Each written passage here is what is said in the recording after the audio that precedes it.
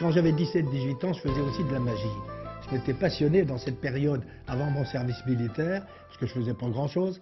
Donc je m'étais intéressé à la magie et j'étais le plus jeune magicien de France quand j'avais 16 ou 17 ans. Et je donnais des spectacles donc, dans les villes d'eau des Vosges et j'ai travaillé sur des bateaux également en Méditerranée.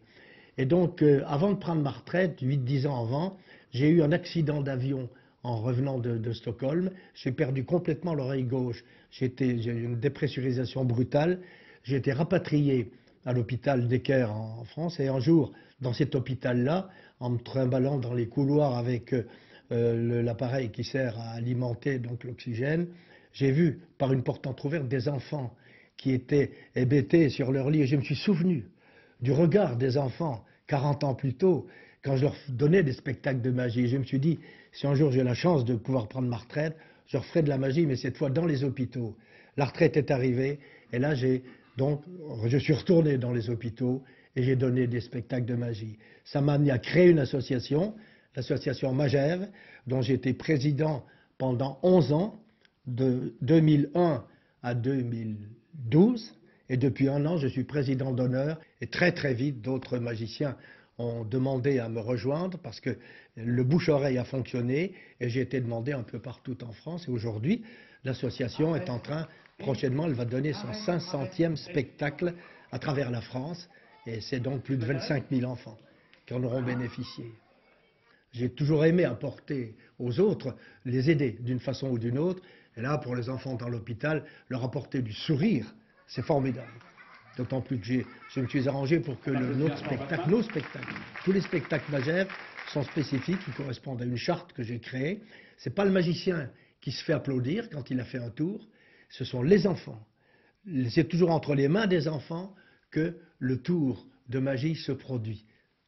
Et donc c'est eux qui bénéficient, ils se font saluer, je les fais saluer, et c'est entre leurs mains qu'ils se rendent compte qu'eux-mêmes sont magiques. Voilà. C'est l'histoire d'un géant qui vivait avec ses enfants au pied d'une montagne. Vous savez c'est quoi un géant? C'est un monsieur qui est très grand, exactement, très haut. Et alors, ce géant-là, il avait un magnifique collier composé de 8 anneaux d'argent, très beaux anneaux. Et alors un jour, il était parti se promener, et il avait dit à ses enfants, avant de partir, surtout, je laisse le collier, mais il ne faut pas y toucher. Mais voilà que les enfants, qui étaient très curieux, ils ont pris le collier, ils ont commencé à jouer avec. Mais malheureusement, il était lourd, le collier est tombé par terre, et il était complètement cassé. Et les 8 anneaux du collier étaient complètement détachés. Alors ils étaient très embêtés, hein. Donc les 8 anneaux étaient séparés. 1, 2, 3, 4, 5, 6, 7, 8 anneaux. Ils ne savaient pas quoi faire, mais par bonheur, ce jour-là, il y avait dans la forêt voisine une réunion de tous les petits magiciens et des petites magiciennes. Alors, je vais vous demander à tous, hein, je compte jusqu'à 3, de souffler très fort, hein, tous également ici, et on va essayer donc de réparer complètement le collier. Hein. 1, 2, 3... Est-ce que ça a marché? Mais oui, mais on dirait que ça a marché. Merci! Formidable, on les applaudit. Merci. Je n'avais aucune expérience du monde associatif. Et là encore, je ne savais pas du tout ce qui allait se passer. Parce que autant dans une entreprise, quand on est responsable, on a autour de soi des personnes qui ont un contrat dans l'entreprise. Donc finalement, quand on donne des orientations et quand on décide, il faut que ça s'applique, bien évidemment. Mais dans une association, il n'y a pas de contrat individuel. Donc là, j'ai eu de grandes difficultés au départ. Oui, j'avais de toute façon la volonté de demander à des bénévoles de m'aider, parce qu'il fallait rémunérer les magiciens, il fallait les dédommager pour tout ce qu'ils font. Donc il fallait faire rentrer des fonds. C'est la raison pour laquelle j'ai créé cette association. Et ça a été le grand problème, donc de faire rentrer des fonds pour pouvoir dédommager les magiciens et puis finalement ensuite recruter une permanente, une salariée, parce que pour que l'association puisse tenir ses engagements, bien évidemment, il y a toute une organisation, il y a des démarches à faire, il y a des contrats sans arrêt à passer avec les hôpitaux et avec les personnes. Il faut vérifier que tout ce qui est, tous les engagements que nous prenons seront tenus.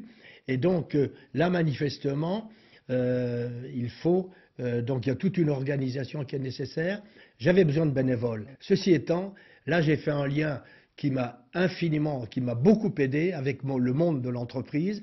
C'est que j'avais découvert donc dans une entreprise dans laquelle je me suis trouvé quand j'étais en Belgique, le travail en équipe, team management comme disent les Américains. Eh bien j'avais compris à ce moment-là qu'on ne réussit bien en équipe que dans la mesure où les décisions qui sont prises, aussi bien les objectifs fixés que les décisions prises pour les atteindre, elles sont vraiment partagées. Non pas parce que c'est le chef qui a dit il faut faire ça, mais que c'est véritablement une œuvre commune que de décider de ce qui va être fait.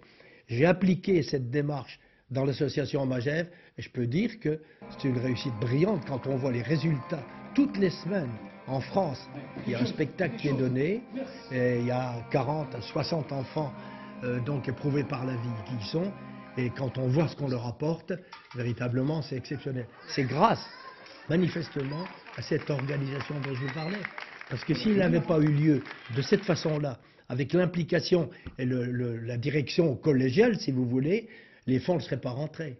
Et l'association, comme beaucoup d'associations, aurait disparu. Elle vit uniquement de dons de personnes privées ou de collectivités ou d'entreprises, uniquement.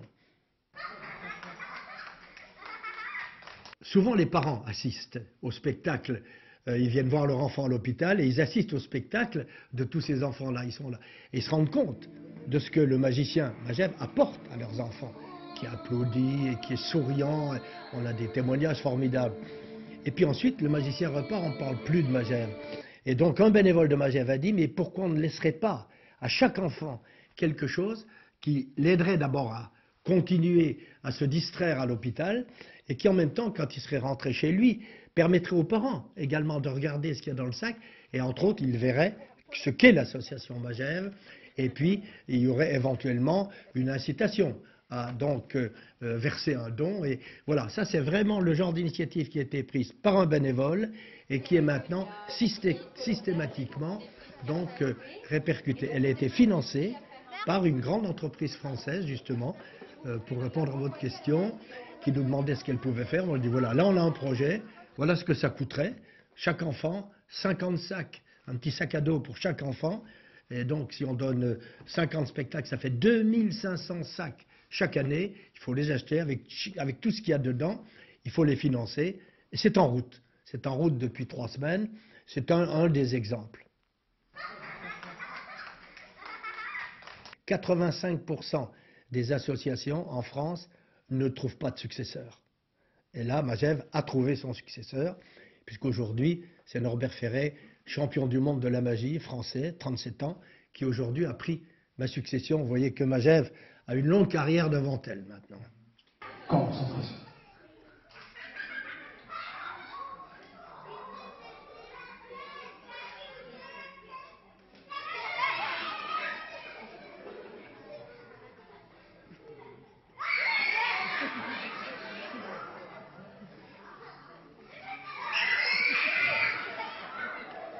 T'as fini par la vessie?